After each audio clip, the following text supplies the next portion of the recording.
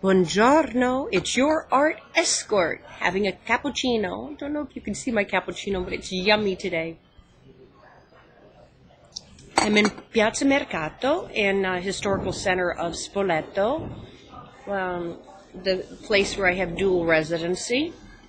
Anyway, today we're going to talk about a little bit about this artist. Boy, it's going to be hard to see him. Marcel Duchamp. Maybe if I do it like this. No, where'd he go? Nope. Boy, oh boy, I'm not so good this morning. There we go. All right. And he is famous for, let me show you a picture of what he's famous for, this ready-made art. Let's see. Here we go. Okay. Can't seem to get the program right this morning. I'm going to read the back, and then we're going to talk a little bit about it. First of all, I like the artist, want to know about the artist, want to learn about the artist, but I could not stand the DVD. Don't buy it. Find a different DVD on this guy, but not this DVD. Marcel Duchamp, a definitive biography accompanied by spectacular images of the artist's greatest work. Well, that's true, because all it had was photograph after photograph after photograph after photograph of his art. There was nothing but 100% straight photographs of his art, not where he lived, not himself, not of his family, just photograph after photograph. I mean, hello, I could have made it, all right?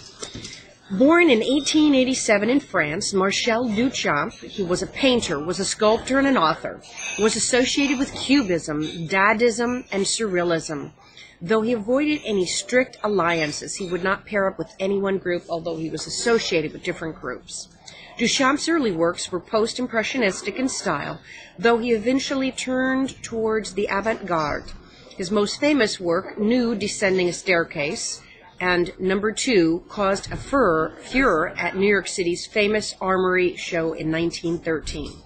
He painted very little after 1915. I was actually surprised.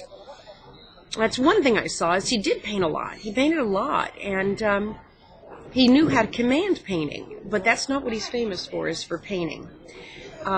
So he painted very little after 1915, aside from his great masterpiece, The Bride Striped Bare by her bachelors, even also known as The Large Glass, which he worked on until 1923.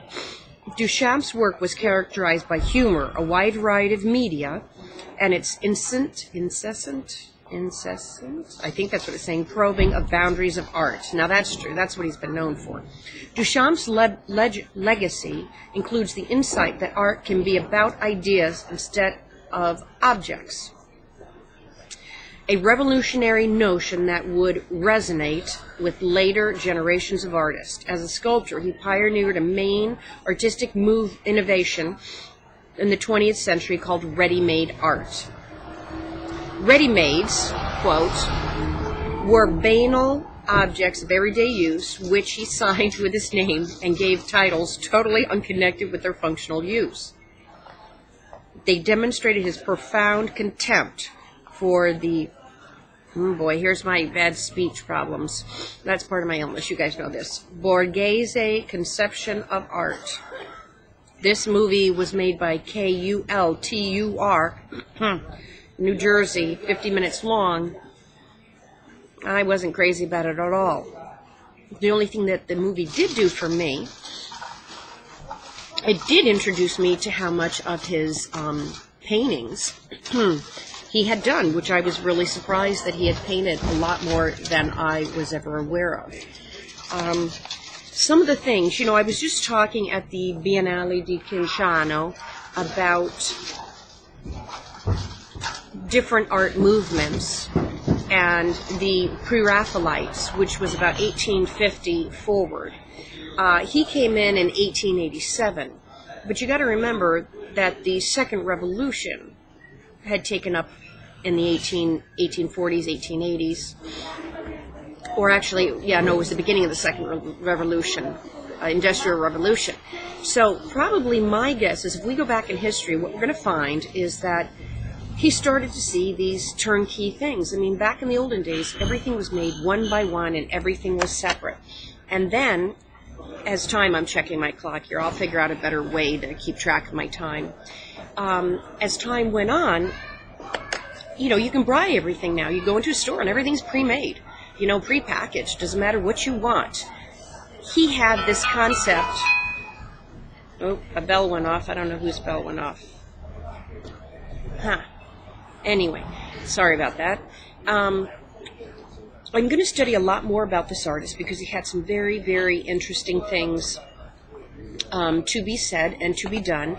And he, for example, had gotten a stool, had taken a wheel, and had mounted the wheel upside down on the stool, and said, "Look, it's ready-made art. Buongiorno." And then you could spin the wheel, and so it's art and movement. And then you also have, the other one was Sol LeWitt, who came much after him, and he came up with formulas where you just design certain art formulas, and then the art formula could be sold, and it could be repainted over and over and over again. So what I can see is that he was definitely of a movement of this ready-made that was almost a visionary thing on what was happening in the society and our culture. Sorry, motorcycles are going by.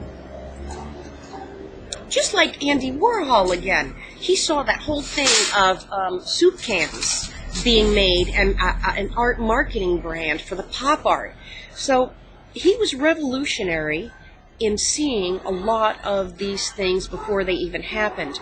And he pegged it in the art industry, but in reality, this whole concept that these artists saw showed up in our life afterwards. I mean, it's kind of profound. It's a little bit hard to get your arms around, and maybe I'm not doing the best job of explaining it. And maybe we'll do, at some point, what I'm doing now is talking about each artist one by one. But then in the future, I'll bring movements into place so that you can understand, really, when they say, oh, he was an artistic genius, you know, whoever they're talking about, there's a tremendous amount of truth.